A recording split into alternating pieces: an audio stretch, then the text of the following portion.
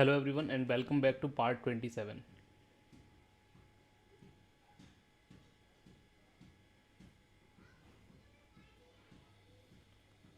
Hello everyone and welcome back to part 28.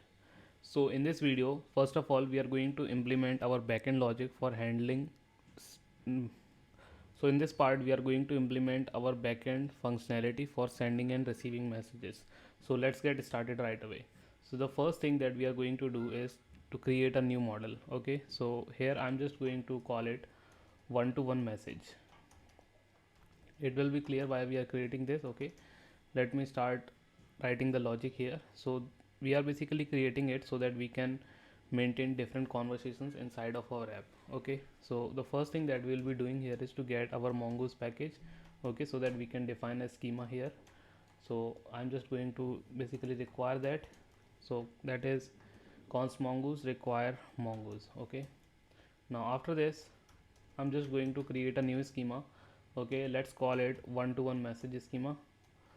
Okay, I'm just writing this name because it's self-explanatory. Okay, what it's doing here, so here it will be new mongoose dot schema.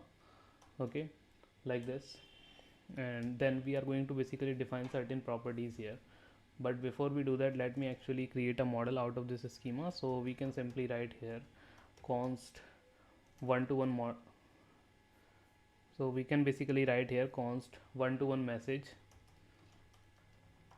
is equal to new mongoose dot model. Okay, so mongoose dot model like this, and then here you can pass basically the name of this model that will be used inside our database.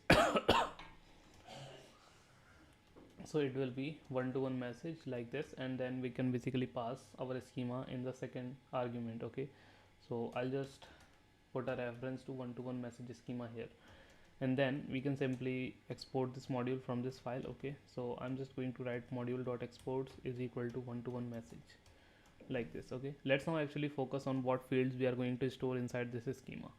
So whenever we are going to basically create a new conversation, then the first basic thing is to add the participants in that chat. Okay, so here I'm just going to introduce this property. Okay, so this is going to be known as participants, and it's going to be an array, or you can say list, which is going to be containing the list of two users basically who are communicating with each other. Okay, so I'm just going to define it like this. Here its type has to be mongoose object id. Okay, so I'll just write mongoose.schema.object id. Let me correct that, mongoose.schema.object id, and the reference is going to be of user. Okay, that means whatever id or object id that we are going to store in this participant, that is going to be associated with some user. Okay, then after that we'll be basically storing a list of all the messages here. Okay, so let's actually see how we are going to implement that. So whenever you think about a message, okay, then what properties are basically coming to your mind? Let me tell you what we are going to store here. So the first thing will be who sent this message. Okay, and to whom. So in order to answer this question, to whom this message or a particular message is going to be, okay, then we'll have to basically look at this property too. So this is again going to be a reference to a user in our database. So I'm just going to again use the same thing. Let me just copy and paste it here. So the type for this two property is going to be again object id, and it's going to be a reference to a certain user. Okay, and similar to this, as you might already guess, there is going to be another property from. Okay, like who sent this message. Then we are also going to store this property type for each and every message that will be sent, and the type for this type variable is going to be a string. Okay, that means, let me actually write the enum means what are the possibilities. Okay, this is just going to take values from this field. This is just going to accept only these values. Okay, that we are defining here inside this list. That means the value for this type can be either text, okay, or it can be media. Okay, it can also be document. So I hope you are already guessing, okay, what we are writing here. So there can be different types of messages. We can send text message, media message, document message, or link message. Okay, so we are basically going to mark every message that we send. Okay, we are going to mark its type. Then we are also going to create this property created at. Okay, this is going to basically allow us to sort these messages, okay, and present them according to their timeline. So the value for this created at is going to be, basically its type is going to be date, okay, and we can basically set its default value to date.now. That means whenever we are going to create a new message, okay, then we'll be basically putting that exact timestamp here, okay, when this message is getting created. Then after that, let's say if it's a text message, then in that case we'll be having some content, okay, and we are basically going to store that inside this field text. So the type for this is going to be string here, okay, like this. And then in case we are basically exchanging some kind of media document message, okay, then in that case we'll be sending a file. So in case of file, what we are basically going to do, we'll be basically uploading it to our S3, okay, we'll be creating our AWS S3 account shortly, okay, and then we'll set it up. At the end we'll get a URL, okay, and that is what we are going to store in our database. So here again I'm going to just provide its type as a string, okay, like this. And then after this file property, okay, I think this is enough for now. We can just basically format this document and save it for now, okay, and move forward. Then after this thing, I'm just going to go inside. Then after we have made changes to our one-to-one message schema, okay, then the next thing that I would like to do here is I would like to modify this user's schema just a little bit, okay. Here I'm also going to store this property status, okay, which is basically going to tell us whether a user is online or offline at a certain point of time, okay, because we are basically going to show the status to our users, okay. So that is why we'll have to introduce this property here. Again, this can be either online or offline, okay, so that is why I am defining this enum here, okay. So it can either be online or it can be offline, okay, like this, okay. So now after we are done with this, I'm basically going to make some changes to our server.js file. So I'm just going to open it up, okay. Then the first thing that I would like to do here is, as we just introduced this property status in our users schema, so I would like to make sure that whenever there is a new connection, okay, through socket.io, and when we are updating our user document, like we are storing the socket ID in their document, then at the same time I'm also going to update this property status. So as you might already guess, since this is when the connection is going to happen, so in this case the status is going to be online. That means the user's status is going to be set to online. But in case it is going to disconnect, okay, that is when this event is basically emitted from our client side. And then what we are going to do, again we are going to get the user's ID here, okay. So let's actually modify this listener as well, okay. So what I'm going to do here, first of all, will be basically getting some data here, okay, and let me also actually convert it to an arrow function, okay. I'm just going to convert it to an arrow function, and that to async, because we are going to basically create a MongoDB query here. So the first thing that I would like to do here is to write some comment, okay, so that you can understand it clearly. So we are basically going to find user by ID, okay, their underscore ID their underscore ID, and then we are going to set the status, then set the status to offline, okay. So that is what we are going to do. But before that, we are also going to make sure that this user ID property is there, okay, otherwise our server is going to give an error.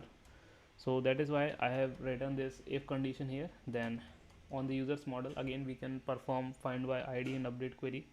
So I'm just going to write that find by ID and update, okay. So in place of ID, as you already know, it's going to be data dot user underscore ID, okay, like this. And then for the status, we are going to set its value to offline, okay, like this.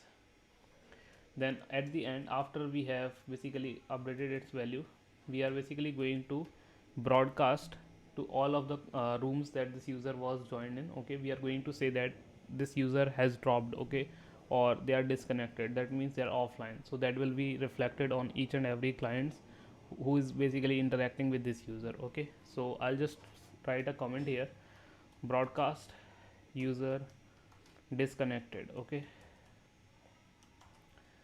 So we'll basically broadcast this event to all of the rooms that this user was joined in. Okay, so I have just written this comment. Okay, we are going to basically take care of it. Okay, so let me just format this document again. Then we are basically going to add two more event listeners here, and these are going to basically handle messages for us. Okay, so let's actually see how we are going to do that. So first thing that I am going to write here is to handle text and link message. Okay, so in order to handle text and link messages, again the procedure is going to remain almost same. We will be listening for a certain event, and in this case I'm going to call it text underscore message. Okay, it's up to us, but we just need to make sure that whatever event we are basically emitting from our client side, we are listening for that exact same event on our backend. Okay, that is the point that you must keep in your mind. Okay, and then after this we'll be receiving some data here. Okay, then I'm just going to basically console log that data for now. So I'll just say received message. Okay, and then the data. After that I'm just going to basically explain you with the help of comments what we are going to do here. First of all, so we are basically going to receive some kind of data. Okay, I'm just going to write few properties here like to, from, and text.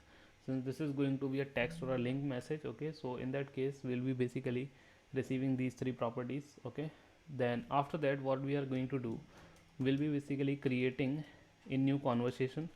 Okay, but this is subject to a condition. So we'll be creating a new conversation only if it it's only if it doesn't exist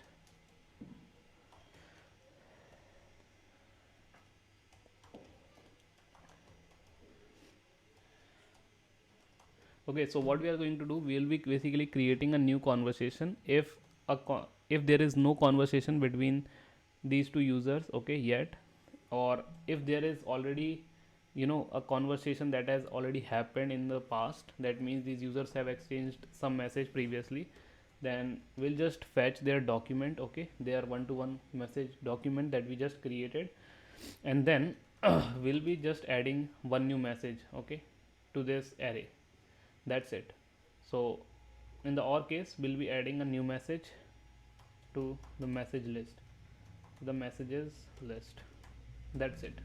And after that, after we have done this, okay, I'm just going to write here that we'll be saving that changes to our database, and at the end we'll have to basically emit some kind of event to our users, okay, that are basically communicating. So we'll have to basically emit two kind of events. The first one is going to be incoming message, okay, and this is going to be emitted to the user to which this message was sent to. Okay, that means, let's say if you are a user A and there is some user B, and if you are communicating with user B and you send some message, okay, then what is going to happen on our backend,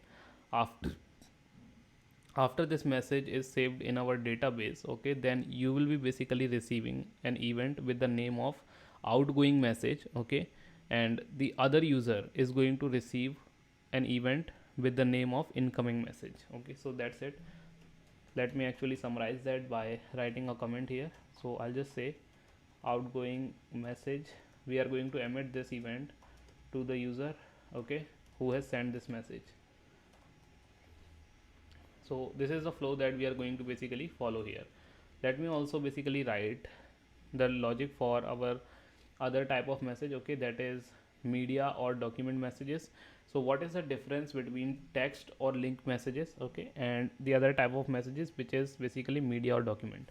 So this is very simple, okay, and straightforward, that media and document messages are basically going to exchange some kind of file with us, okay. So what we'll have to do, we'll have to basically receive that file using socket.io, okay. After we have done that, we'll be basically storing that file somewhere, okay. For this project we are basically going to use S3, AWS S3. So I'll be showing you how to do that. After that is done, we'll be receiving a URL, okay. Then we'll be again following almost the same steps, like saving the message in our database, okay, and then again emitting these events to our users. So let's actually again write that here. So let's actually define it like this: socket.on. Okay, and in this case I'm just going to call it file message, because we are going to exchange some kind of file in this case. Okay, then again we'll be receiving some form of data from our client side. Okay, and then what we are basically going to do, again I'm just going to first of all console log that out data. So again I'm just going to console log that data. First of all, I would say received message, and then this data here like this. After we are done with this, okay, let me again write the kind of data that we'll be receiving from our client side. So it will again contain these properties to, from. Okay, and if there is some form of text, or you can basically say content of this message along with the file. Okay, then let's actually talk about how we are going to store this file on our cloud. Okay, S3. So the first thing that we'll be basically doing will be creating a unique name for this file. Okay, and I'll be basically talking more about how we are basically doing to. So I will basically discuss this in more depth in the next video. Okay, where I'll show you the exact steps. For now we are just going to create a unique file name. Okay, that is going to be used to store this file on our S3. Okay, so the first step to do that is to get the file extension. There are many other ways to do this. Okay, this is just one of those ways. Okay, so I'll just say file extension, and I generally prefer this way. Okay, so I'm just showing you here what we are going to do. We'll just say path dot extension name.